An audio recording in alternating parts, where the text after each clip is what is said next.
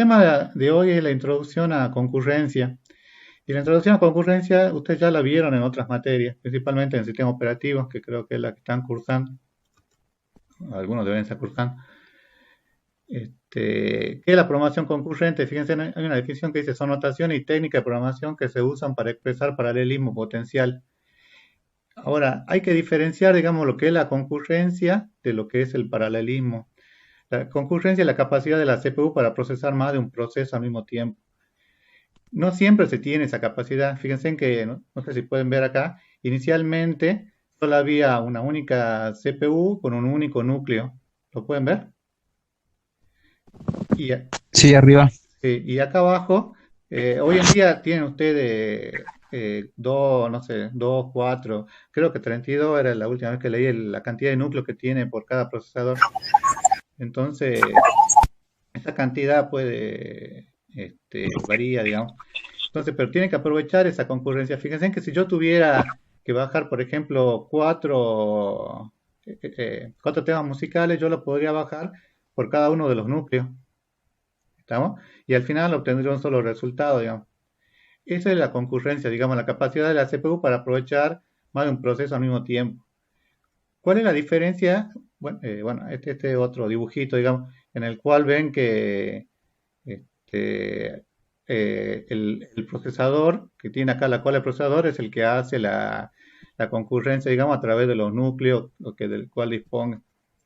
¿Cuál es la diferencia que hay con el paralelismo? Dice, el paralelismo toma un único problema y con concurrencia llega a una solución más rápida. ¿Qué significa eso? Que yo, por ejemplo, podría tener un único problema, que el único problema podría ser, por ejemplo, bajar 5 canciones a la vez. Entonces, esas 5 canciones la baja y a pesar de que tenga 4 núcleos, la distribuye de forma tal que pueda llegar a una mejor solución. Entonces, fíjense en que aprovecha mejor el recurso que tiene todos los recursos que tiene el procesador y es mucho más eficiente. ¿Pueden ver la diferencia en los dibujos? El paralelismo siempre es mejor, digamos, y porque va a aprovechar todos los recursos. En algunos casos hay teorías que dicen que esto puede retrasar un poco el proceso, la tarea en sí, pero fíjense en que al aprovechar todos los recursos hace un uso mucho más eficiente de ellos. Entonces, en este caso, en la concurrencia, el ejemplo que yo le decía, si yo tuviera 5 canciones para bajar y tuviera 4 núcleos, tendría que esperar a que uno de los núcleos termine para recién poder alargar el quinto. Mientras que en el paralelismo yo puedo alargar todo al mismo tiempo, digamos, el- el paralelismo va a determinar por cuál núcleo tiene que salir todo y va a ser mucho más eficiente. Lo que ustedes van a ver en la clase que sigue, cuando ya empecemos a trabajar con Java, con concurrencia, es el planificador de hilo. Este trabajo, el planificador de hilo, ustedes no lo, digamos, ustedes programan todo con los hilos en Java, pero ustedes no tocan la planificación. La planificación de hilo la hace automáticamente Java, con esa herramienta que tiene, que es el planificador de hilo. ¿Hasta ahí está bien? Sí, Sí, profe. Bueno, cualquier cosa me preguntan. Profe, ¿la concurrencia y el paralelismo pueden ocurrir al mismo tiempo o no? Es que el paralelismo dice que usa la concurrencia. Ah, bien. La concurrencia es aprovechar, digamos, los recursos que vos tenés, pero el paralelismo lo aprovecha al máximo. Digamos, utiliza esa concurrencia. Fíjate que acá las 4 descargas o las 5 descargas, todo los recursos que vos tengas se hace al mismo tiempo. Ustedes pueden tener, no sé, una computadora, una i7 con 16 núcleos, pero si se ponen a utilizar un programa de Word que utiliza un solo núcleo, va a ser lo mismo que una i7 con un solo núcleo. ¿Se entiende o no? El Sí, sí, paralelismo sí. aprovecha eso, digamos, una tarea pesada la divide en varios subprocesos o tareas para llegar al resultado. Ah, bien, profe. Igual, al final en la diapositiva hay 3 teorías que yo les dejo. La primera teoría es sobre este tema. En realidad no son teorías, pero son páginas. La primera es una página, digamos, y que está bastante bien explicada. Fíjense que el tema de la variable es compartida es la primera forma que hay de sincronización, digamos, y es el método más sencillo de comunicación. Y el primer ejemplo que se plantea, que es el clásico, es el del jardín. Dice que tenemos que controlar el número de visitantes a los jardines. Entonces este problema dice que tenemos dos puntos a los cuales se asocian dos procesos, un P1 y P2, que son procesos de entrada y salida. En estos procesos, fíjense que dice que se ejecuta concurrentemente y usan una única variable. Este, ¿Cuál es la variable? La variable es X. ¿Qué significa X? X es la cantidad de usuarios o de personas que van a acceder o van a salir de ese jardín. Entonces, cuando yo quiero acceder al jardín, accedo al jardín, digamos, X se incrementa en 1 y cuando quiero salir del jardín, X se resta en 1. Y dice, si ambas instrucciones se realizan como una única instrucción hardware, no hay problema, digamos. O sea, si tengo un solo procesador y es todo secuencial, yo nunca voy a tener problemas. Si tengo o trabajo con multiprocesadores y la suma y la resta la manejo por cada uno de los procesadores, no tengo problema. ¿Cuándo es que tengo problema, digamos? Es cuando voy a actualizar la variable. Cuando quiero actualizar la variable, tengo que poder definir lo que se llama una región crítica. Este es el problema clásico se le llama problema clásico de los jardines y creo que en la práctica también le dan algunos problemas parecidos. Por ejemplo, creo que el año pasado o el año anterior le daban un problema de alumnos, no era de alumnos, de padres que depositaban dinero y de hijos que querían sacar dinero. Entonces, cuando los hijos depositaban eran como esta entrada, pero tenían que sumar el X era real, digamos, y la salida también era real, digamos. Los hijos sacaban el dinero, entonces tienen que controlar que en la cuenta del banco, digamos, siempre haya más dinero que el que se sacaba, digamos, no puede haber negativo. ¿Estamos? Esta es la introducción nada más. Está bien hasta acá, ¿no? Sí, sí, profe. Bueno, la región crítica, fíjense en ¿cuál es la definición? Dice, son bloques de código que al ser declarados como región crítica respecto a una variable, el programador o compilador introduce mecanismos de sincronización. ¿Qué significa esto? Que no es todo el problema que yo tengo el que tengo que definir como región crítica, sino que dónde es que cuál es el lugar donde tengo que definir como región crítica. Es la porción de código donde yo en el caso anterior voy a dejar el X o la variable. Fíjense en cuál es el objetivo de la región crítica. Garantizar la actualización segura a una variable compartida, en este caso a una variable, digamos. Y esto se define como exclusión mutua. ¿Por qué se le llama exclusión mutua? Porque cuando yo accedo a ese... Fíjense en quién es el que tiene... Cuando yo accedo a esa variable, yo tengo que excluir que otra pueda acceder también, digamos. ¿Se entiende? No puedo yo estar sumando y restando al mismo tiempo, porque entonces en ese caso tendría problemas, digamos. Fíjense en que acá el ejemplo que les plantea es que yo tengo dos procesos y los dos procesos quieren acceder al mismo archivo. En realidad, hoy en día siempre se accede al mismo archivo, lo que pasa es que no acceden al mismo registro. Por ejemplo, si yo tengo un archivo de una cuenta corriente en un banco, no puede haber un proceso A que modifique un registro y otro proceso B que también lo modifique al mismo registro al mismo momento de tiempo. ¿Estamos? Entonces, esa parte en la bibliografía la encuentran como región o como sección crítica. ¿Estamos? Cuando ustedes hacen esa limitación. ¿Está bien hasta aquí? Fíjense que este concepto es muy importante porque el concepto de región crítica es el que van a ver en toda esta teoría, digamos, y cuando ya empiezan a programar ya de lleno en Java, se van a encontrar con el tema de la región crítica y tienen que poder definir cuál es su región crítica. No es todo. Bueno, entonces, la verdad es compartida, una forma de implementarlo, la forma más sencilla para empezar es con un solo indicador. Entonces, fíjense que acá le dice, mientras la bandera sea igual a verdadero, espera a que el dispositivo se libere. La bandera la pone en falso, define la región crítica y luego la pone en verdadero y luego en falso. Digamos, esta es la región crítica con la cual trabaja. Y el proceso P2 hace exactamente lo mismo. Fíjense que esto que está aquí, la solución que les plantea, es con... La solución que les plantea es con un cobegin y un quen. ¿Qué es el cobegin y el quen? Esto le indica que los procesos acá en esta porción, fíjense que estos son procesos y no son procedimientos. Y lo que le dice que estos procesos se van a ejecutar concurrentemente.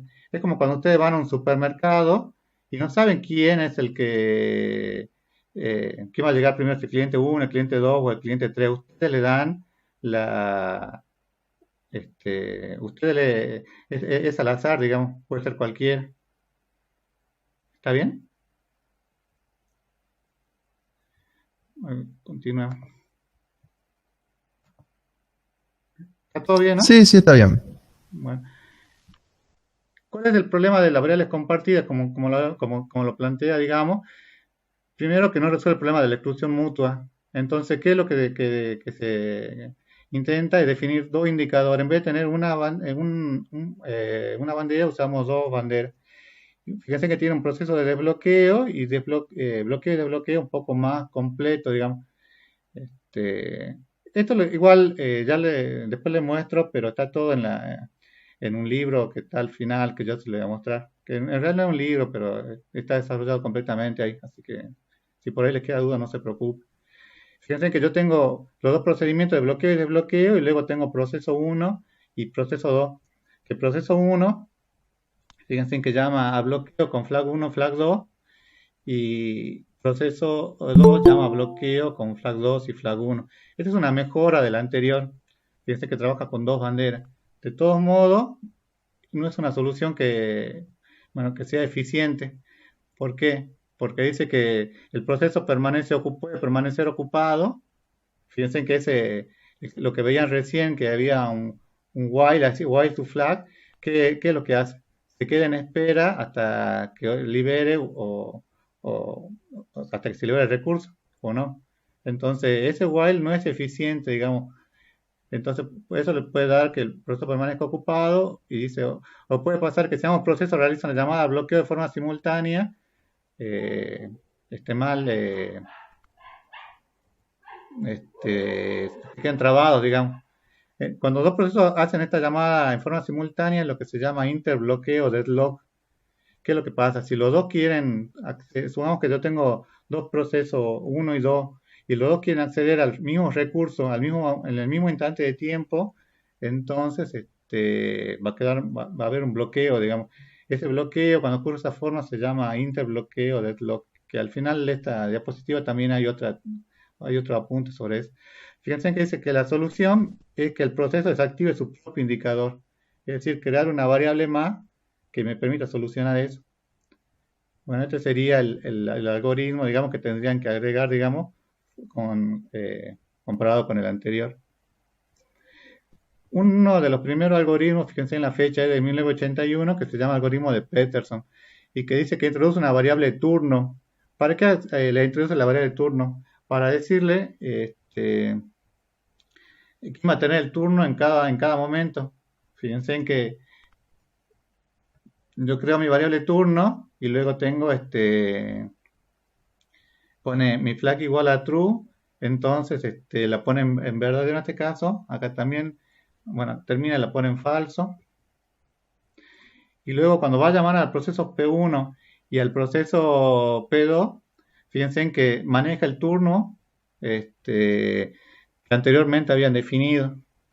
Igual como les digo, si ya cuando entren a ver, porque esto para la práctica, el profesor la profesora de la práctica le van a pedir, digamos, que hagan algún ejercicio sencillo, sin utilizar semáforos y solamente con variables compartidas y que apliquen algunos de estos algoritmos, digamos.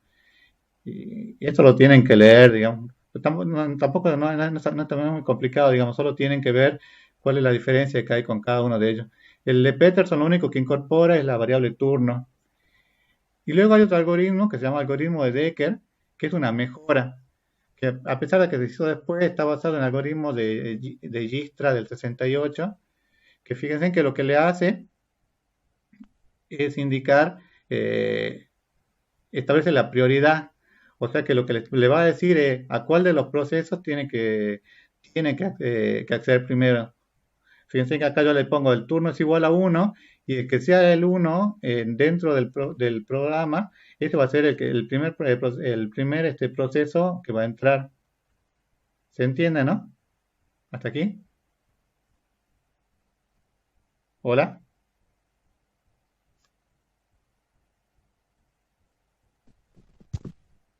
hola. Sí, Más o menos, profe.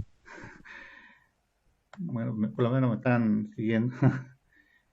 Igual de todos modos, como le digo, no le tomen, no se preocupen mucho por no, eso no se les pide, digamos, el algoritmo de Peterson y el de Decker. Lo que sí se les pide, bueno, obviamente cuando van a ver el final se les pide, digamos, que expliquen cuáles son las diferencias que hay de cada uno, pero no se les pide que lo resuelvan de memoria y nada de eso. Solamente para que ustedes vean que eran los primeros algoritmos que se hacían para tratar el tema de concurrencia. Este,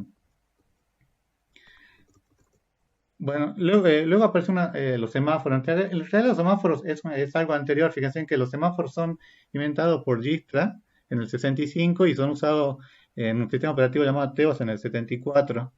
Y que resuelve, fíjense que acá le dice la mayoría de los problemas de sincronización. Ustedes, yo creo que en sistema operativo, en otras materias ya trabajaron con eso.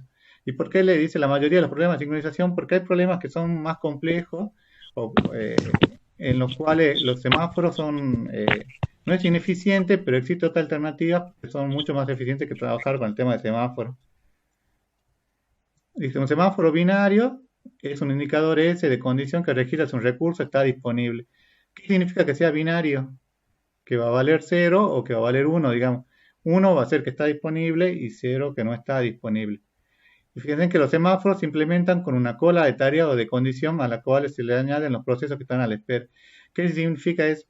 Que supongamos que yo tengo un cajero en un supermercado y llegan 5 clientes para ser atendidos por el cajero. Como yo tengo un solo recurso, que es el cajero cuando no atiende a nadie va a estar con 1 y cuando empieza a atender va a estar con 0. Y cuando atendió al cliente 1, los clientes 2, 3, 4 y 5 quedan en espera. Entonces dice que se permiten 3 operaciones que son operaciones básicas. Fíjense, en inicializar, espera o señal. La inicialización dice que pone el semáforo a 0 o a 1, el semáforo binario. En la espera, fíjense, dice que si es igual a 0, suspende la tarea. ¿Por qué? Porque yo no tengo recursos. Pero, perdón, si es igual a 1, la pone en 0. O sea, si estaba disponible, la inhabilita, digamos, para que ese proceso haga uso de ella. Y si no, suspende la tarea, que hace la llamada y la pone en la cola de tareas, que es lo que yo le decía con los clientes que van a la cola del supermercado. Y señal, o el signal es el que la libera. Si la cola, cuando el cliente ya ha atendido, si la cola está vacía, entonces pone es igual a 1, porque libera el recurso. Y fíjense que aquí pueden ver los conjuntos tipos de estados por lo que va pasando un semáforo, digamos. Puede estar en espera para ser atendido, puede pasar cuando está en espera, pasa a ejecución, perdón, pasa a listo, de listo puede ir a ejecución o volver, digamos, o puede estar en estados parecidos, digamos, que ahora no voy a entrar mucho en detalle porque esto lo van a ver cuando implementemos semáforos en Java, pero hay estados que son durmiendo o suspendidos. ¿Qué es la exclusión mutua con semáforo? Con la exclusión mutua se espera, la espera se usa como procedimiento de bloqueo y la señal como procedimiento de desbloqueo. Esto sería, fíjense, lo más fácil que yo podría hacer, digamos, tener un while, un signal y adentro poner mi región crítica. Sin embargo, esto no es lo más eficiente para la sincronización. Lo más eficiente para la sincronización dice que es que espera y señal no se usen en un mismo proceso. O sea que yo lo haga en procesos separados. Entonces, fíjense, yo tengo acá que el proceso 1 tiene espera y adentro tiene esa variable sincro que es de tipo semáforo y el proceso 2 tiene también esa variable sincro, pero fíjense que están en procesos diferentes, que es lo que le pide para que la sincronización sea mucho más eficiente. Y fíjense que después cuando yo planteo la solución, hago lo mismo, pero le digo, bueno, inicializo y como pongo el co-beginning co-end, los dos procesos que yo definí previamente, uno para el while y el otro con el signal o espera y señal. Bueno, esto da lugar a lo que se llama la teoría del productor-consumidor, que yo imagino que algo lo habrán escuchado, digamos. La teoría del productor-consumidor era como lo que veíamos recién de los jardines, que hay unas personas que quieren entrar y otras que quieren salir. O como el caso del supermercado, que alguien produce recursos y otro quiere sacar recursos. Por ejemplo, el cajero que está atendiendo en ese momento sería como un consumidor, digamos, y los clientes que van cargando el carrito con mercadería, serían los productores, para ese caso en particular. Lo interesante de esta teoría es que ustedes a esto lo tienen que adaptar a todo, digamos.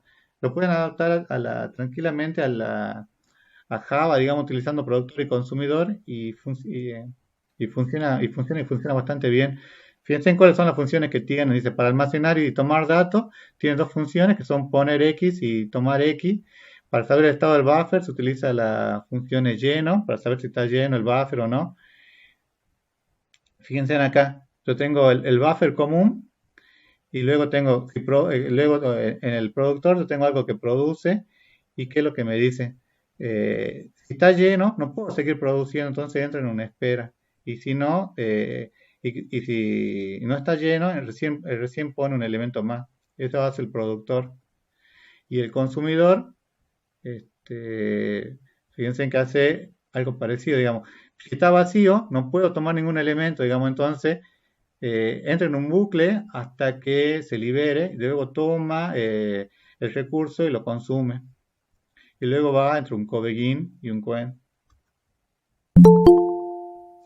¿Hasta acá está bien? Hola. Sí, profe. Bueno, Sí, profe. Sí, este, poner y tomar, bueno, ¿cuáles son cuáles son los inconvenientes o las cosas que hay que tener en cuenta?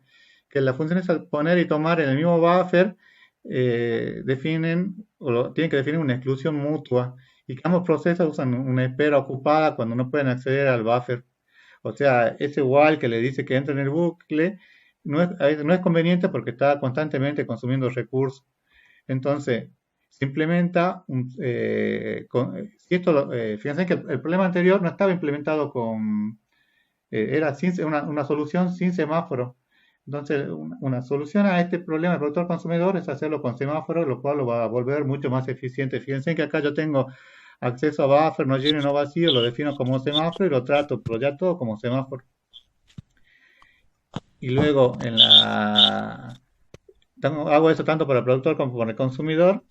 Y luego fíjense que el consumidor lo trabajo como venía trabajando antes, pero ya todo trabajándolo con semáforo, lo cual me asegura que los problemas que yo tenía antes de exclusión mutua y de la espera ocupada no va a ocurrir. Ahora, esto es un problema que a veces en la práctica le dan, porque este problema de productor consumidor con semáforo binario no es bastante sencillo, digamos, y casi todos los algoritmos lo implementan, pero a veces en la práctica les pedimos que planteen ese mismo algoritmo, pero que lo hagan con n recursos. ¿Qué pasaría si yo en vez de tener un solo cajero, tengo n cantidad de cajeros? Dice, el semáforo se inicializa con el número total de recursos disponibles con n. ¿Se entiende, no? En vez de inicializarlo con 1, si yo tengo 5 cajeros, lo voy a inicializar con 5. Espera y señal se diseñan para que se impida el acceso al recurso protegido por el semáforo. Y si obtiene un recurso, el semáforo se decrementa y se incrementa cuando uno de ellos se libera. Entonces, fíjense que el inicializar ahora ya no va. El semáforo va a seguir siendo binario, digamos, porque cada uno de los cajeros puede atender o no atender, digamos. Pero el S yo lo voy a iniciar con n, digamos, o con la cantidad de recursos disponibles que yo tenga.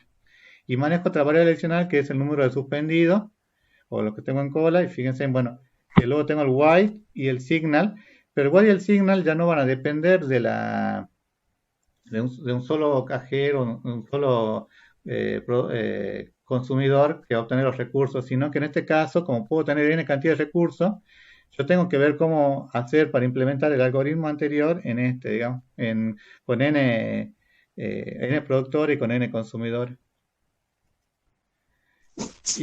Igual, de todos modos, no se preocupen mucho por como les digo, esto no es que es obligatorio, no se lo digamos. Ellos tienen que poder entender cuando vayan al final o ahora cuando vengan la semana que viene o la otra, cuando ya empiecen con el tema de implementación, de algunos problemas en Java, le van a pedir que tal vez que implementen esto o en pseudocódigo o en Java, digamos, con algún problema ya, partiendo ya del problema clásico del productor consumidor. En, yo creo que en los parciales hay mucha gente que la resuelve utilizando productor consumidor y hay unas teorías que nosotros le damos después utilizando técnicas de productor consumidor con semáforo y funciona bastante bien, aparte ya está hecho, digamos, no es que tienen que ponerse a inventar la rueda, nada, solo tienen que entender los procedimientos y adaptarlo al problema que les pide. Fíjense en un monitor, y esto lo aprendemos siempre en el final y generalmente siempre dudan. Y en realidad no es muy complicado, digamos. Fíjense, un monitor dice que son procedimientos que proporcionan el acceso con exclusión mutua a un recurso o a un conjunto de recursos compartidos por un grupo de procesos. ¿Qué significa eso? La exclusión mutua lo da los mismos procedimientos. Los procedimientos ya están definidos para que permitan la exclusión mutua. Ustedes no la tienen que definir. Dice que los procedimientos se encapsulan a uno o más módulos que tienen la propiedad de que solo un proceso puede estar activo. ¿Qué es una cápsula?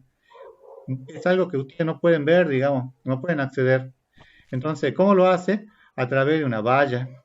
La valla es como una especie de protección, digamos. Dice, muchos procesos pueden querer entrar en distintos instantes, pero solo se permite que un proceso entre a la vez. O sea que si yo tengo un solo productor, un procedimiento que es productor y otro que es consumidor, uno solo puede entrar y salir a la vez.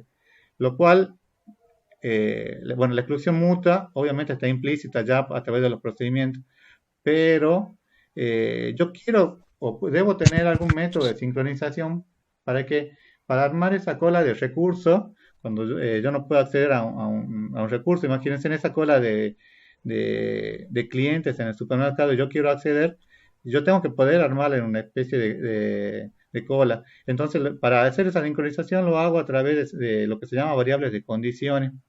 Esta variable de condiciones son muy parecidas al while de Alsignal que ustedes ya, o al espera y señal que habían visto antes.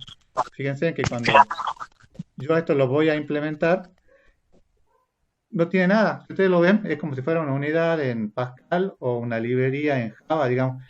Fíjense que acá se llama monitor y lo único que hago yo, después desde el programa principal, accedo a este monitor. Fíjense que tengo los procedimientos están separados, digamos, y que cada uno de los procedimientos por defecto hace una exclusión mutua. Entonces, para poder sincronizarlo, ¿qué es lo que tengo que utilizar? Esta variable de condición, siempre que yo la necesite. Pero por defecto, los monitores, todos los procedimientos de los monitores ya hacen automáticamente, ya tienen por defecto incorporada la exclusión mutua. ¿Está? Yo no sé si este año llegaremos a ver el tema de monitores de Java, digamos, creo que es la última unidad de este semestre, pero bueno, hay que ver cómo estamos con el tema de los tiempos y todo lo demás. Pero la teoría esta la tienen que entender porque los monitores son, cuando ustedes lo trabajan, digamos, es muy sencillo porque van a ver que todo está, ya está implícita la exclusión mutua. Lo que no está implícita es la sincronización de la variable, que es lo que tienen que trabajar. ¿Hasta acá vamos bien?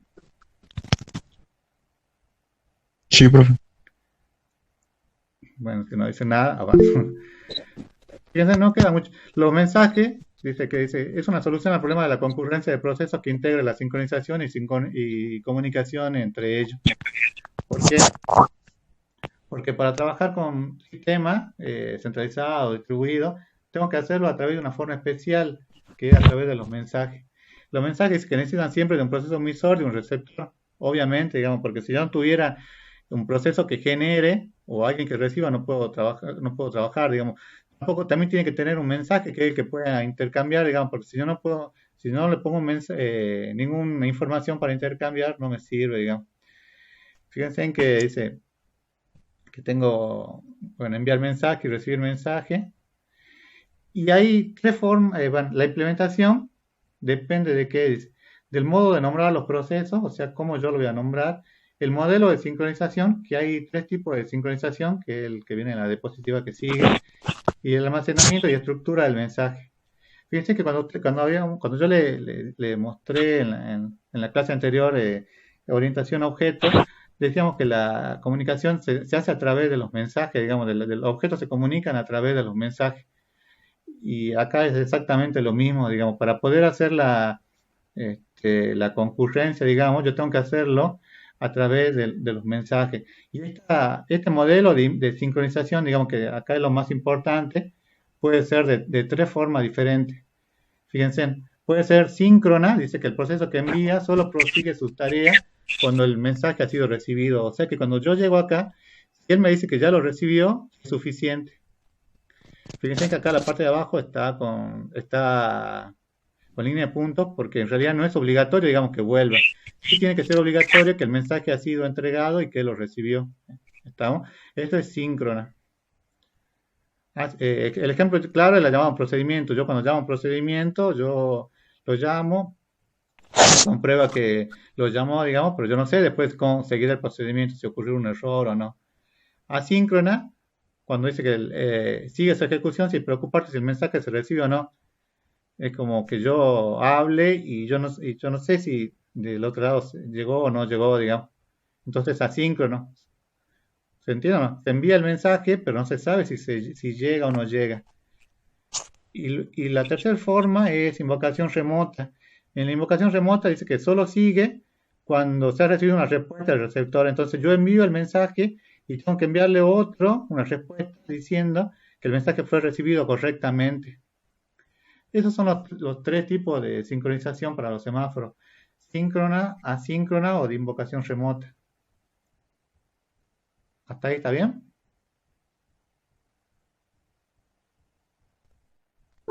Sí, Sí, profe.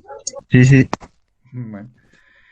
Bueno, y yo lo que le he hecho era, bueno, lo que quedaba era que era un interbloqueo, digamos.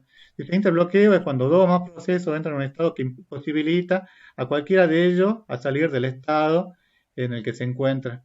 O sea, yo tengo un proceso uno que tiene, fíjense acá, el recurso uno, y tengo un proceso 2 que tiene el recurso 2, pero el proceso 2 quiere el recurso uno y el proceso uno quiere el recurso 2, pero ninguno se libera. Esto ocurre mucho en los sistemas operativos, digamos, y los virus generalmente cuando atacan, o algunos tipos de virus, hacen esto, digamos, hacen ataques de denegación de servicio obteniendo los recursos, y como todos quieren acceder a los recursos, entonces la computadora queda trabada, digamos. Este es el ejemplo clásico, digamos, por eso le decía que este es un tema especial, digamos, y que muchas veces a la máquina se le va a tildar o pueden tener inconvenientes, y es porque ustedes no plantearon bien el interbloqueo, digamos, cómo evitar que ocurra eh, este bloqueo de recursos. Fíjense que no es muy complicado, digamos, pero siempre un proceso tiene un recurso y otro tiene otro recurso, pero ninguno lo quiere liberar. Es como cuando ustedes están peleando con su hermano por algo y los otros quieren un recurso y ninguno lo El control. libera. Y hasta que no lo libere quedan trabados ahí en un bucle, ¿no? Por eso se le llama interbloqueo, deadlock o abrazo mortal se le llama.